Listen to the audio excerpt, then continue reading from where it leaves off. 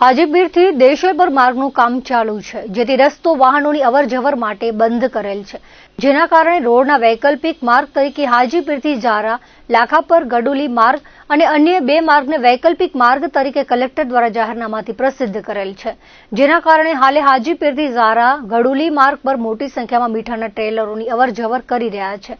આ રસ્તો હાલે નેશનલ હાઈવે જાહેર કરેલ છે, પરંતુ રસ્તો જે તે સમયે આરએનબી પંચાયત દ્વારા બનાવવામાં આવે છે. ગામડાનો રસ્તો છે, જેથી રસ્તા પર ખૂબ ઊંચા ચઢાણ અને ડુંગરો આવેલા છે, જે ચઢાણ ન ચડી શકવાથી દરરોજ એક ગાડી અકસ્માતને ભેટે છે. ઉપરાંત રણોત્સવ ચાલુ હોવાના કારણે મોટી સંખ્યામાં પ્રવાસીઓ આવી રહ્યા છે, ત્યારે મોટા ટ્રેલરોની અવરજવરના કારણે ખૂબ હાલાકીનો સામનો કરવો પડી રહ્યો છે. રસ્તા પર ગડુલી તેમજ લાખાપર ગામે રોડ પર પ્રાથમિક શાળામાં નાના બાળકોની અવરજવર રહે છે.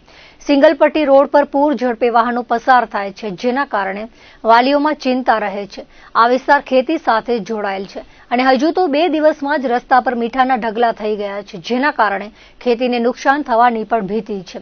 સિંગલ પટ્ટી રસ્તે લોડિંગ ક્ષમતા 10 ટન છે, જેના પરથી હાલ 50 ટન ઉપરના ઓવરલોડ વાહનો પરિવહન કરી રહ્યા છે, જેના કારણે ગંભીરા બ્રિજ જેવી મોટી દુર્ઘટના બનવાની સંભાવના છે. જેથી આ રસ્તા પર મોટા અકસ્માતની ઘટના બને તે પહેલા વિચારવું જરૂરી છે. આ રોડ નાની ગાડીઓના પરિવહન પૂરતો મર્યાદિત છે, જેથી રસ્તાના જાહેરનામાને રદ કરવામાં આવે તેવી માંગ ગડુલી ગ્રામ પંચાયતના સરપંચ નીલમબેન પટેલની આગેવાની હેઠળ ગ્રામજનો દ્વારા કરવામાં આવી છે. જો 2 દિવસમાં કોઈ નિર્ણય નહીં લેવામાં આવે તો મામલતદાર કચેરી સામે ધરણા કરવામાં આવશે તેવી ચીમકી ઉચ્ચારાઈ છે.